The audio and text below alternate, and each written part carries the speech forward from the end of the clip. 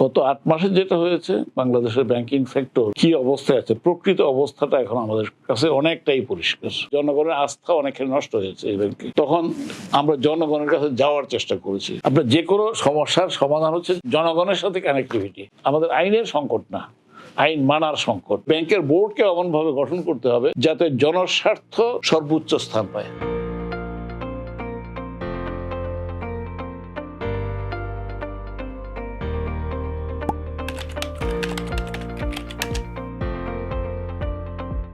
গত ৮ মাসে যেটা হয়েছে বাংলাদেশের ব্যাংকিং সেক্টর কি অবস্থায় আছে, প্রকৃত অবস্থাটা এখন আমাদের কাছে অনেকটাই পরিষ্কার। আমি তো গত ৮ মাস যাবৎ শুধু রাইট ট্র্যাকে না, রাইট ট্র্যাকে তো ছিল না, রং ট্র্যাকে ছিল। একটা হলো স্বাভাবিকভাবে রাইট ট্র্যাকে যাওয়া, এটার জন্য এক ধরনের এফোর্ট লাগে, এক ধরনের চেষ্টা লাগে। আর একেবারে সম্পূর্ণ রং ট্র্যাকে চলে গেছে, ধ্বংসের কিনারে না, ধ্বংসের মধ্যে আছে। সেই ধরনের অবস্থা থেকে এটাকে ঘুরে দাঁড় করানোর জন্য যে চেষ্টা, এটাকে আপনি কিভাবে দেখবেন? বাংলাদেশের ব্যাংকিং সেক্টরে গত ৮ মাসে আমি বলবো যে একটা খুব বড় ধরনের যুদ্ধ, একটা বড় ধরনের যুদ্ধের মধ্য দিয়ে আমাদের ব্যাংকাররা গেছেন। বিশেষ করে যে ব্যাংকগুলোকে সমস্যাগ্রস্ত করে ফেলা হয়েছে জোর করে। আমি আগে ইসলামী ব্যাংক বাংলাদেশ লিমিটেডের এমডি ছিলাম, আপনারা জানেন। 3 টার্ম আমি এমডি ছিলাম। সেই ব্যাংকটি শুধু বাংলাদেশে না, সারা বিশ্বের one of the best bank হিসেবে রিকগনাইজড হয়েছে। আমাকে ওই ব্যাংকের সিইও হিসেবে 2013, 14, 15 সালে এশিয়া প্যাসিফিক এবং গালফ রিজিয়নের জন্য আপনার বেস্ট সিইও হিসেবে অ্যাওয়ার্ড দিয়েছে। এটা আমি আমার ব্যাংকের কাছে আমি কৃতজ্ঞ। আমি ব্যাংকের কর্মীদের সাথে একসাথে মিলে কাজ করেছি, এটা রিকগনিশনটা আমাকে দিয়েছে। এবং এই ব্যাংক আপনার ফিনান্সিয়াল টাইমস অফ ইংল্যান্ড, তো ফিনান্সিয়াল টাইমসের যে একটা নিজস্ব ম্যাগাজিন আছে দি ব্যাংকার, এটা 90 বছর পূর্তি উপলক্ষে কয়েকটি ব্যাংকে সারা দুনিয়ার বাছাই করে তাদেরকে সম্মানিত করা হয়েছে। আমার অপরচুনিটি হয়েছে সেই তাদের 90 বছর পূর্তি উপলক্ষে 2016 সালের 7ই ডিসেম্বর লন্ডনে আপনার গিয়ে দি ব্যাংকার পত্রিকার উদ্যোগে যে অনুষ্ঠানটি হলো 90 বছর পূর্তি, সেখানে আমাকে হেড টেবিলে বসানো হয়েছে। বাংলাদেশ, আমার ধারণা যে বাংলাদেশের ব্যাংকিং সেক্টর সেদিন সম্মানিত হয়েছে এবং আমাদেরকে খুব মূল্যবান, যেটা অস্কার তুল্য বলা হয়, এই অস্কার অ্যাওয়ার্ডের মতো একটা অ্যাওয়ার্ড আপনার দি ব্যাংকারের পক্ষ থেকে আমাদেরকে দেওয়া হয়েছে। তো সেই ধরনের একটি ব্যাংকে আমি প্রতিনিধিত্ব করেছি। আমার প্রশংসা করা হয়েছে যে আমি বাংলাদেশে রেমিটেন্স অ্যাম্বাসেডর হিসেবে আমাকে অ্যাওয়ার্ড দেওয়া হয়েছে। আমি বাংলাদেশের রেমিটেন্স বাড়িয়েছি। আমি বাংলাদেশের রেডিমেড গার্মেন্টসকে সমৃদ্ধ করেছি। রেডিমেড গার্মেন্টস সেক্টরটা আমাদের হাত দিয়ে বড় হয়েছে। আমরা রুরাল ডেভেলপমেন্ট, বাংলাদেশের পল্লীর জনগোষ্ঠীর আপনার অবস্থা উন্নয়নের জন্য একেবারে সিগনিফিক্যান্ট রোল প্লে করেছি। এগুলোর প্রশংসা করার পরে শেষ পর্যন্ত আমাকে বলা হলো রিজাইন করতে হবে। সেটা লম্বা কাহিনী, রিজাইন করলাম, এই স্টোরিটা আছে। তো সেখান থেকে আমি 7 বছর পরে যখন ফেরত আসলাম, এসে দেখলাম যে অবস্থায় আমি ইসলামী ব্যাংক বাংলাদেশ লিমিটেডকে রেখে গেছি কিংবা বাংলাদেশের ইসলামী ব্যাংকিং ইন্ডাস্ট্রিকে যে অবস্থায় রেখে গেছি, তার কোনোটাই নাই এখন। এক সময় ইসলামী ব্যাংকিং মানেই ছিল সুনাম, ইসলামী ব্যাংকিং মানে হচ্ছে জনসম্পৃক্ত ব্যাংকিং, ইসলামী ব্যাংকিং মানে হচ্ছে ইনক্লুসিভ ব্যাংকিং, ইসলামী ব্যাংকিং মানে হচ্ছে তেলা মাথায় তেল না দিয়ে সাধারণ মানুষকে এবং জাতীয় অর্থনীতিকে এগিয়ে নেওয়ার ব্যাংকিং। সেই অবস্থা থেকে আমাদেরকে সম্পূর্ণরূপে এই ব্যাংকগুলোকে, মানে একটা মিনিমাম নর্মাল যে কার্যক্রম, কনভেনশনাল ব্যাংক যে কাজগুলো ভালো কাজগুলো করে, সেই ভালো কাজগুলো এখানে থাকলো না। তো জনগণের আমানতদারির দিক থেকে, যে আমানতদার নয় সে কি মুনাফিক, এরপরে আরো অন্যান্য কন্ডিশনগুলো যুক্ত করলে তাদের সম্পর্কে আরো অনেক কথা বলা যাবে। তো সেই ধরনের একটা অবস্থার মধ্যে আমি ফার্স্ট সিকিউরিটি ইসলামী ব্যাংকের দায়িত্ব নিয়েছি।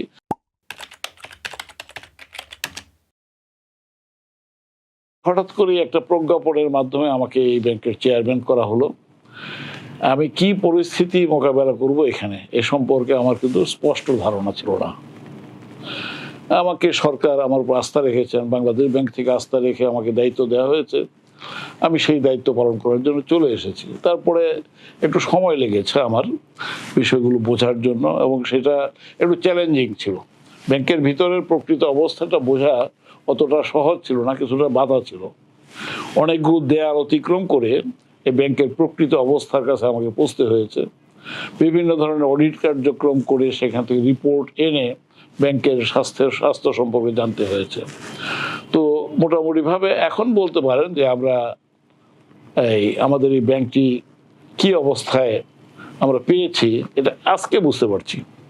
মানে 8 মাস আগে দায়িত্ব নিয়েছি, কিন্তু এখন যদি আমাকে জিজ্ঞেস করা হয় যে আপনার ব্যাংকটি সম্পর্কে আপনি জানেন কিনা, আমি বলবো যে আমরা ইন্টারনালি আমাদের অডিট কার্যক্রম জোরদার করে আমরা আমাদের এখানে যা কিছু রং ডুইংস হয়েছে, মন্দ কাজ হয়েছে, নিয়মের বাইরে গিয়ে যে সমস্ত কাজ করা হয়েছে, এবং এক কথায় বলা যায় যে যেসব লুটপাট হয়েছে, একটা ব্যাংকে যেভাবে মুদিখানার মতো পরিচালনা করা হয়েছে, একদম ব্যাংকের যে নিয়মাচার, সাধারণ নিয়মাচার, সেগুলো তো ভঙ্গ করা হয়েছেই, মানে অসাধারণ মানে মানে আইন ভঙ্গের ব্যাপারও ঘটেছে। আমার জানা মতে মোটামুটিভাবে অনেকদিন ব্যাংকিং ইন্ডাস্ট্রিতে থাকার কারণে দেশের এবং বিদেশের ব্যাংকিং সিস্টেম সম্পর্কে আমার সামান্য ধারণা আছে। আমি এইভাবে উল্লেখ করতে চাই যে আমি কিন্তু হার্ভার্ড ইউনিভার্সিটি, তারপর Stanford university, Oxford university, Cambridge university,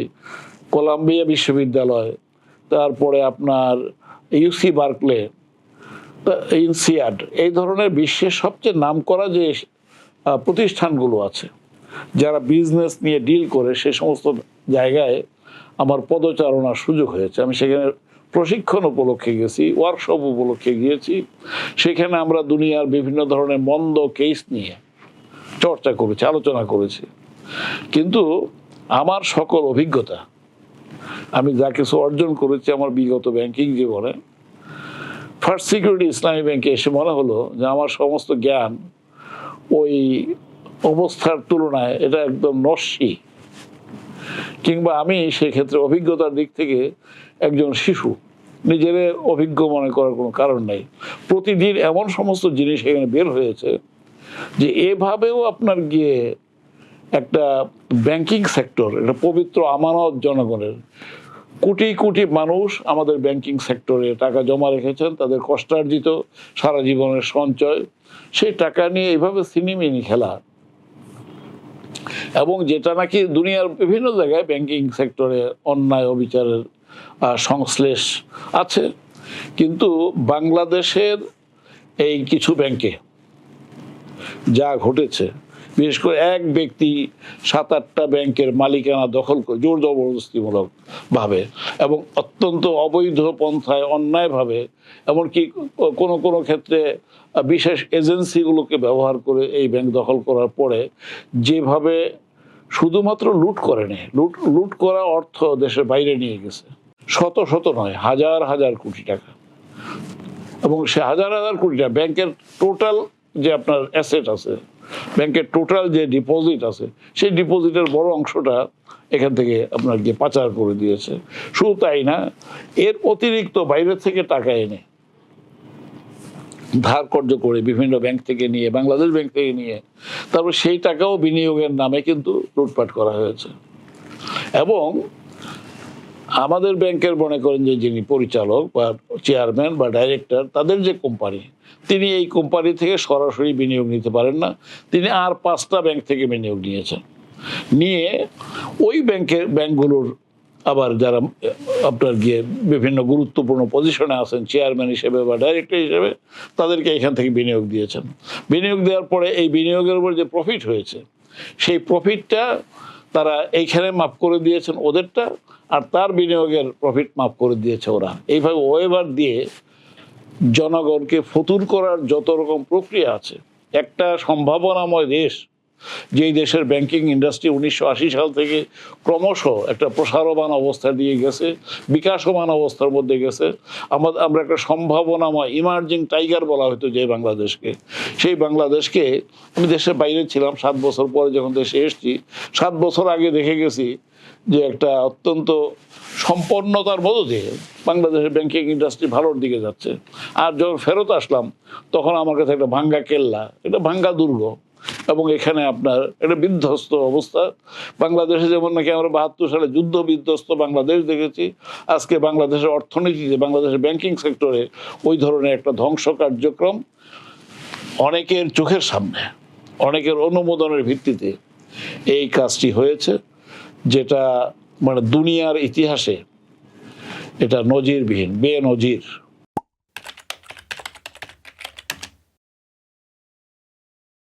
আমরা এনশিওর করেছে, আমরা ছোট্ট বোর্ড, 5 জন নিয়ে একটা বোর্ড, আমরা সেখানে বোর্ডে প্রথমেই সিদ্ধান্ত নিলাম শুদ্ধাচার, নিয়মাচার, ব্যাংকিংয়ের যে নর্মস আছে সেগুলো আমরা এখানে মানব। এই ব্যাংকটি যেহেতু শরিয়া মোতাবেক পরিচালিত হওয়ার কমিটমেন্ট আছে, আমরা 100% শরিয়া পরিপালনের ব্যাপারে আমরা নিজেরা সিদ্ধান্ত নিয়েছি। শরিয়া বোর্ডের সাথে বসেছি, তাদেরকে বলেছি যে আপনারা তো আমাদেরকে বলতে হবে না, বরং আমরা আপনাদেরকে ধরবো।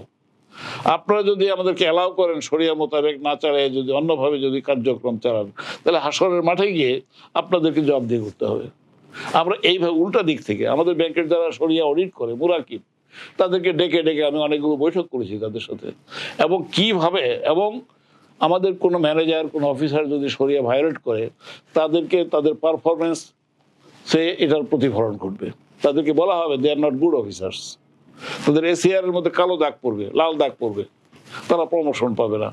এই ধরনের পদক্ষেপগুলো আমরা এখানে নিয়েছি এবং ব্যাংকিংয়ের নিয়মাচার ফলো করার ব্যাপারে আমরা খুবই উদ্যোগ নিয়েছি।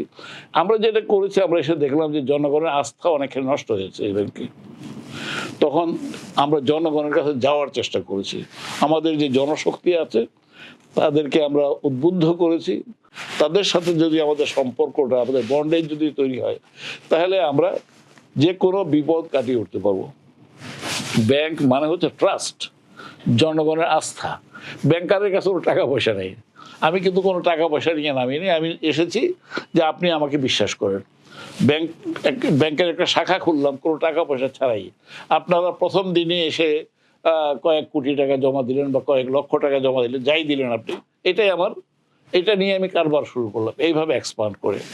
তো সেইখানে জনগণের আস্থা রক্ষা করার ব্যাপারে আমানতদারির পরিচয় দিতে এই ব্যাংকে অতীতে এখন থেকে 8 মাস আগ পর্যন্ত যে অবস্থাটা ছিল, আমরা সেটাকে সম্পূর্ণরূপে ঘুরিয়ে দিয়েছি। আমরা 100% আমরা জনগণের আস্থা এবং শেয়ার হোল্ডারের ডিভিডেন্ডের চাইতেও জনগণের যে ডিপোজিট, সেটার নিশ্চয়তা বিধান করা, সেটার হেফাজত করা আমাদের বর্তমান বোর্ডের দায়িত্ব।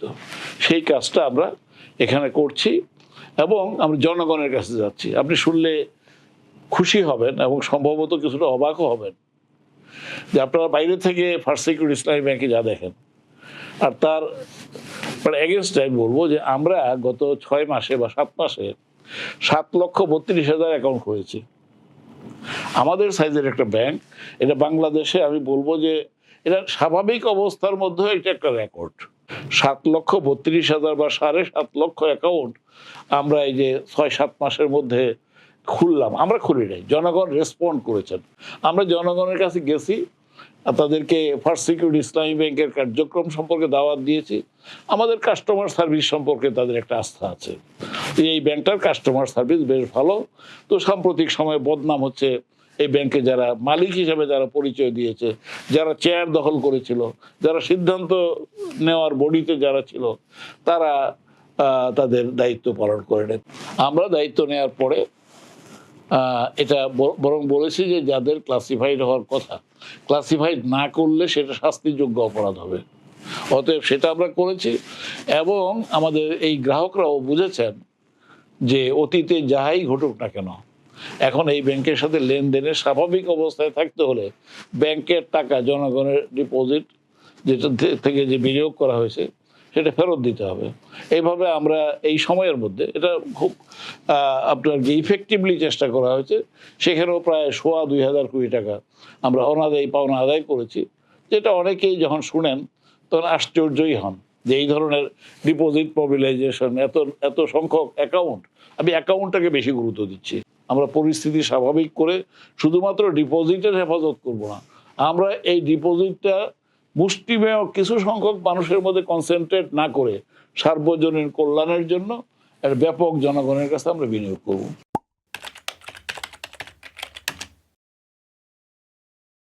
আমরা দাবি করি যে প্রথম দিকে কিছুদিন আমরা আমাদের গ্রাহকরা যথেষ্ট ধৈর্যের পরিচয় দিয়েছেন। আমরা হয়তো তা একটা চেক পুরা পেমেন্ট করতে পারিনি, 1 লাখ টাকার চেক আমরা বলছি আজকে 10,000 টাকা নেন, কালকে 10,000 টাকা নেন, এইভাবে করে আমরা হয়তো 2-4 দিনে পেমেন্ট দিয়েছি। আরও বড় চেক হলে সেটাকেও এভাবে করেছি। এখন মোটামুটিভাবে বলতে পারি যে আমাদের ডিপোজিট আমাদের ব্যাংকে যেটা হচ্ছে এবং যে টাকাটা উত্তোলন হচ্ছে এটা মোটামুটিভাবে সমান সমান অবস্থায় চলে এসছে। এর চাইতে বড় সুখবর আমার জন্য, আমি যে দীর্ঘদিন আমি ব্যাংকিং করি, 1983 সাল থেকে আমি খুব অ্যাক্টিভলি ব্যাংকিং পেশার সাথে জড়িত। আমার জন্য এর চাইতে বড় সুখবর ফার্স্ট সিকিউরিটি ইসলামী ব্যাংকের চেয়ারম্যান হিসেবে আর নেই যে জনগণ, আমরা ঘুরে দাঁড়িয়েছি না বলে বলবো যে জনগণ ঘুরে দাঁড়িয়েছেন।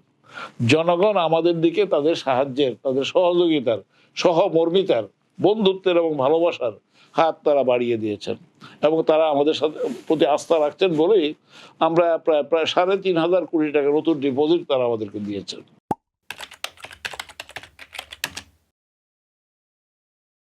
এই ব্যাংকের সবচেয়ে দুর্বল একটা দিক আমি বলবো বিনিয়োগ পোর্টফোলিওতে। আপনি যদি দেখেন আমি পেয়েছি 30 লাখের মতো ডিপোজিট অ্যাকাউন্ট ছিল। তো 30 লাখ অ্যাকাউন্টের ডিপোজিটগুলো কার কাছে গেছে? 99% অল্প কজন লোকের কাছে, লেস দেন 100 লোকের কাছে। সারা দেশে চট্টগ্রামে অ্যারাউন্ড 80% আপনার বিনিয়োগ হয়েছে, ঢাকাতে 19%-এর মতো বিনিয়োগ হয়েছে, যেটা উল্টা। অন্য সময় সকল ব্যাংকের মধ্যে হলো 60% হচ্ছে ঢাকা চট্টগ্রাম মিলিয়ে, বাকি 40% বা 80% যদি ঢাকা চট্টগ্রামকে ধরেন তার মধ্যে 60% ঢাকা, 20% হচ্ছে চট্টগ্রাম, আর বাকি যেটা থাকলো 20% সেটা সারা বাংলাদেশে। সেটার বিরুদ্ধে আমি যুদ্ধ করেছি যখন আমি ইসলামী ব্যাংকের এমডি ছিলাম এবং আমি বলেছি আমাদের বিনিয়োগ যমুনার ওই পারে যে ডিপোজিট আছে সেটা যমুনার এই পারে আসতে পারবে না।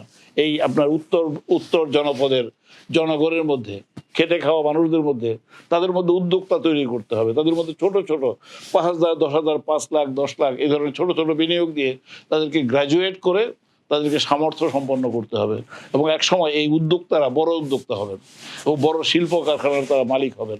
এই ধরনের ব্যাংকিংয়ে আমি অভ্যস্ত এবং আমার ব্যাংকিংয়ের মিশন ছিল এইটাই। এখানে এসে দেখলাম যে এখানে মাত্র 1% লোক সারা বাংলাদেশের, তাদের 1% বিনিয়োগ সারা বাংলাদেশে, আর আপনার গিয়ে 99% বিনিয়োগ হচ্ছে ঢাকা এবং চট্টগ্রামে, আর ওই সমস্ত লোকদের কাছেই আমি যাদেরকে মিন করেছি। আমরা এই অবস্থাটা ঘুরিয়ে দেওয়ার ব্যাপারে সিদ্ধান্ত নিয়েছি, শুধুমাত্র পদ্ধতিগতভাবে নয়, আমরা উদ্দেশ্যগতভাবেও যাতে এই ব্যাংকটা ঘুরে দাঁড়াতে পারে, একটা ভালো ইসলামী ব্যাংক হইতে পারে।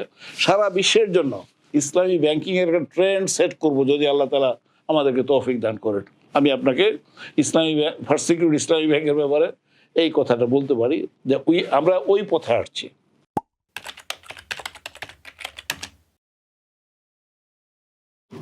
জনগণের আস্থার মাধ্যমে আপনার যে কোনো সমস্যার সমাধান হচ্ছে জনগণের সাথে কানেক্টিভিটি। এটা একা একা ব্যাংক করতে পারবে না। ব্যাংক হচ্ছে, বললাম যে ইট ইজ এ ট্রাস্ট। জনগণের আস্থা নিয়ে, জনগণের শক্তি। আপনি দেখেন বাংলাদেশে অনেক লুটপাটের পরেও আমাদের কিন্তু অর্থনৈতিক যে উন্নতি ঘটেছে, বাংলাদেশ শিল্প কারখানা গড়ে উঠেছে, বাংলাদেশে 150-র কাছাকাছি বিশ্ববিদ্যালয় গড়ে উঠেছে। এগুলো হচ্ছে জনগণের প্রচেষ্টার ফল। আমাদের প্রাইভেট সেক্টর এটা সরকারের উপর নির্ভরশীল হয়ে থাকে নাই।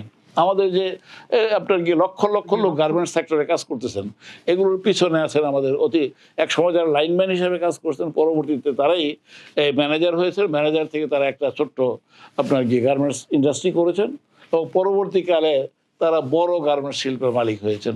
তাদের বার্গেনিং ক্যাপাসিটি বেড়েছে, তারা বিদেশের বায়ারদের সাথে একটু চোখের দিকে তাকিয়ে তাদের সাথে ভাঙ্গা ইংরেজিতে কথা বলে মোটামুটিভাবে একটা বার্গেনিং পাওয়ার অর্জন করেছেন। আমাদেরকে জনগণ এবং ব্যাংকাররা, আমরা বিচ্ছিন্ন নই, আমরা একসাথে মিলে নৈতিকতা ঠিক রেখে এথিক্যাল ব্যাংকিং, এথিক্যাল প্র্যাকটিস। বাংলাদেশের আমাদের আইনের সংকট না, আইন মানার সংকট। বাংলাদেশ ব্যাংক থেকে আমাদের যে সমস্ত নিয়ম আচার দেওয়া হয়েছে এগুলো যদি আমরা সঠিকভাবে পালন করি, আমরা যদি বোর্ড অফ ডিরেক্টরসে যারা আছেন তারা যদি এই বোর্ডের মধ্যে বসে ক্ষমতাটাকে ভিন্নভাবে ব্যবহার না করেন, জনস্বার্থের বাইরে যদি কোনো সিদ্ধান্ত না নেওয়া হয়, আমাদের বোর্ড ঠিক করতে হবে। মূল জায়গাটা হচ্ছে আমাদের ম্যানেজমেন্ট স্ট্রাকচার ঠিক করতে হবে। ম্যানেজমেন্টের লোকেরা কোনো ধরনের ভয় ভীতির ঊর্ধ্বে উঠে শুধু নিয়ম এবং নিয়মের অনুসারী হবেন তারা, এবং বোর্ডের মধ্যেও যোগ্যতা সম্পন্ন লোকদেরকে বোর্ডে বসাইতে হবে। আমাদের এখানে পার্লামেন্টে যেমন নাকি 70% লোক ব্যবসাদার, আইনের সাথে তাদের সম্পর্ক নাই, তাদের তো এটা কনফ্লিক্ট অফ ইন্টারেস্ট। পার্লামেন্ট আইন করবে সার্বজনীন কল্যাণের জন্য, আর সেখানে কিছু সংখ্যক আপনার এমনকি লুটেরা ব্যবসায়ী শব্দটা যদি আমি ব্যবহার করি, এই শ্রেণীর লোকেরা যখন আইন প্রণয়নের দায়িত্ব নিয়েছে তখন জনগণের স্বার্থ সেখানে অবহেলিত হবে। তেমনিভাবে ব্যাংকের বোর্ডকে এমনভাবে গঠন করতে হবে যাতে জনস্বার্থ সর্বোচ্চ স্থান পায়, জনগণের স্বার্থকে সর্বোচ্চ অগ্রাধিকার দিয়ে আপনার সিদ্ধান্ত নিতে পারবে, নীতি গ্রহণ করতে পারবে, এই ধরনের বোর্ড গঠন করতে হবে। এবং সেন্ট্রাল ব্যাংকের পক্ষ থেকেও সেন্ট্রাল ব্যাংকের সামর্থ্য বাড়াতে হবে। যেটা এখন আলোচনা হচ্ছে, সেন্ট্রাল ব্যাংকে অনেক সময় মনে করা হয়তো অর্থ মন্ত্রণালয়ের আর ব্যাংকিং ডিভিশনের একটা এক্সটেন্ডেড উইংয়ের মতো দায়িত্ব পালন করতো, নির্দেশনা সেখান থেকে আসতো। অথচ আপনার আইডিয়াল অবস্থা হলো central bank will be independent of other areas, মানে সরকারের অধীনে থাকবে না, ইন্ডিপেন্ডেন্টলি আপনার নীতি প্রণয়ন করবে এবং গভর্নেন্স এনশিওর করবে। সব ধরনের ম্যাল প্র্যাকটিস ব্যাংকিং ইন্ডাস্ট্রিতে বন্ধ করা সম্ভব। এটার জন্য দরকার হচ্ছে ডিটারমিনেশন। আপনি দেখুন 8 মাস আগে বাংলাদেশের যে চেহারা, জনগণের মধ্যে যে হতাশা দেখেছি, একটা কান্না, বুকের ভিতরে কান্না চেপে লোকেরা বাস করছিল, কথা বলতে পারে না।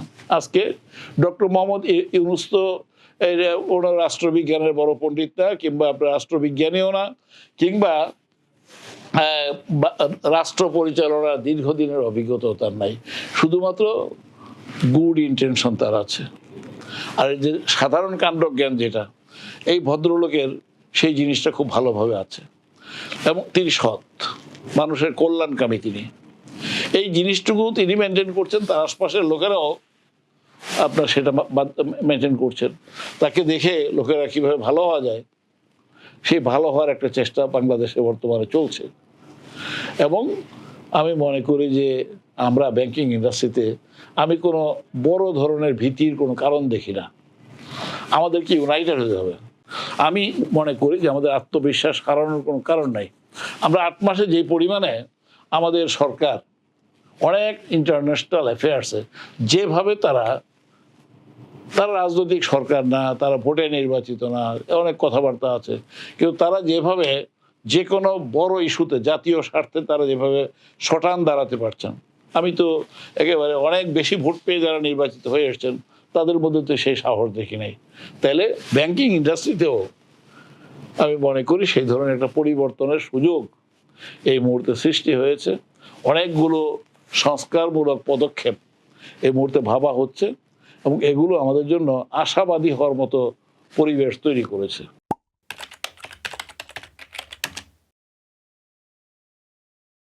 গণমানুষের কাছে ব্যাংকিং সেবা পৌঁছানোর জন্য ইসলামী ব্যাংকিং সম্পর্কে আমি বলেছি যে 2টা দিক, একটা হলো পদ্ধতি আর একটা উদ্দেশ্য। 1 নম্বরে বলা উচিত উদ্দেশ্য, তারপর হলো পদ্ধতি। আমরা শুধু পদ্ধতিটা ইসলামী ব্যাংকিং এর বুঝেছি, আর ব্যাংকিং এ আমাদের এখানে শেয়ার হোল্ডারদেরকে ডিভিডেন্ড কিভাবে বাড়ানো যায়, এটা যদি আমাদের ব্যাংক ম্যানেজারদের, ব্যাংকের নির্বাহীদের চিন্তা হয় সারাক্ষণের, এটা হচ্ছে একটা রং ওয়ে। এটা হচ্ছে পুঁজিবাদী, পুঁজিতান্ত্রিক, ভোগবাদী একটা সমাজের অবস্থা। ট্রেডিশনালি আমরা হলাম সেবক, প্রতিটি মানুষ, প্রত্যেকে আমরা পরের তোরে। এই ধরনের একটা অ্যাটিটিউড যদি আমাদের মধ্যে জাতীয়ভাবে আমরা বিকশিত করতে পারি, তাহলে সেখানে আপনি দেখবেন যে আপনার অ্যাচিভমেন্টটা অনেক বড় হবে। এখন মনে করুন যে আমাদের ব্যাংকিং, এটাকে বলা হয় 80-20। তার মানে হচ্ছে সারা বাংলাদেশ থেকে সম্পদ এনে ঢাকা এবং চট্টগ্রামে কনসেন্ট্রেট করে। তবে ঢাকাতে আবার সব জায়গায় না, ঢাকাতে আপনি মনে করেন মতিঝিল এবং গুলশান এলাকায়, ইদানিং ঢাকার সাথে আরো 2-1টা এলাকা যোগ হইতে পারে। আর চট্টগ্রাম হচ্ছে আগ্রাবাদ আর খাতুনগঞ্জে, সেখানে কিছু সংখ্যক লোক, তাদের কাছে সম্পদ পুঞ্জীভূত হচ্ছে। এইটা হলো ব্যাংকিং। জনগণের কাছ থেকে টাকা জোগাড় করে এনে এটা পাম্প মেশিন, এটা টেনে আনা হয়, টেনে এনে কিছু জায়গায় কনসেন্ট্রেট করা হয়। এটা হচ্ছে একটা মানে এই ব্যাংকিং সিস্টেমের সবচেয়ে বড় দুর্বলতা হলো এটা।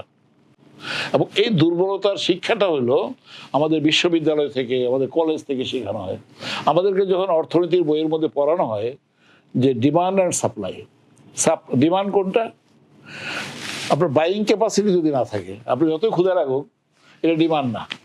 আপনি কিনতে যদি না পারেন, তাহলে আপনি ক্রেতা যদি না হইতে পারেন, তাহলে আপনি ইকোনমিক বিং নন।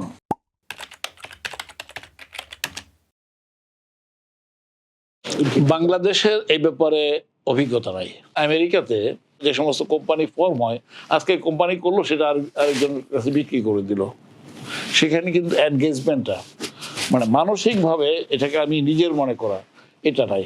কিন্তু আমাদের দেশে যে কোনো একটা প্রতিষ্ঠান হলে প্রতিষ্ঠানটা অনেকটা, যিনি উদ্যোগ গ্রহণ করেন, এটা তার কাছে সন্তানের চাইতেও বেশি। একটা ছোট্ট গার্মেন্টস ইন্ডাস্ট্রির মালিকের সাথে যদি আপনি দেখা করেন, কিংবা যিনি এক খণ্ড জমি চাষ করেন, তার জমির চাষবাসের যে কাজ, এটার সাথে যদি কথা বলেন, এখানে কিন্তু জমির আওয়াজ পাল্টানোর ব্যাপার না। তার মনের মধ্যে একটা ছোট্ট নৌকা চালান তিনি, নৌকাটার প্রতি তার ওনারশিপ আছে। নৌকার প্রতি ইঞ্চি কাঠ তার মনে হয় যেন এটা তার পাঁজরের হাড় দিয়ে তৈরি করা হয়েছে। তো এই জিনিসটা আছে। সেখান থেকে যখন নাকি আপনি এই মার্জার অ্যাকুইজিশনের কথা বলছেন, তখন দুনিয়ার মানে বিশেষ করে ওয়েস্টার্ন ওয়ার্ল্ডের কালচারের সাথে আমাদের সঙ্গতি কম। কিন্তু প্রকৃত অবস্থাটা হচ্ছে আমরা খুব বড় ধরনের একটা ধাক্কা খেয়েছি, একটা উলট পালট অবস্থা তৈরি হয়েছে। এবং এই উলট পালটটা করার মধ্যে রাষ্ট্রযন্ত্র, সরকার, তারপরে আপনার গিয়ে রেগুলেটরি অথরিটি সবাই মিলে এই লন্ডভন্ডটা করেছে। তো এই ধরনের একটা অবস্থার মধ্যে বড় ধরনের পরিবর্তনের কথাবার্তা যেগুলো বলা হচ্ছে, এর বাইরে খুব বেশি একটা রাস্তা আছে বলে আমি মনে করি না। অতএব বড় ধরনের সংস্কার, আপনার কিছু ব্যাংক মিলে একটা ব্যাংক হয়ে যাওয়া যে একটা বিষয়, এগুলো সম্ভবত সামনের দিকে আসবে। এই ব্যাপারে আমি আজকেই আপনার একদম মানে চূড়ান্ত কোনো কথা বলার মতো বা মন্তব্য করার মতো অবস্থায় নেই। আমরা আশা করব যে এই বাস্তবতাটাকে আমরা সামনে রাখবো, যে কিভাবে এই সফট ল্যান্ডিংটা যাতে হয়, সুন্দরভাবে যেন আমরা কোথাও থামতে পারি, উন্নয়নের জন্য, অগ্রগতির জন্য, আস্থার জন্য।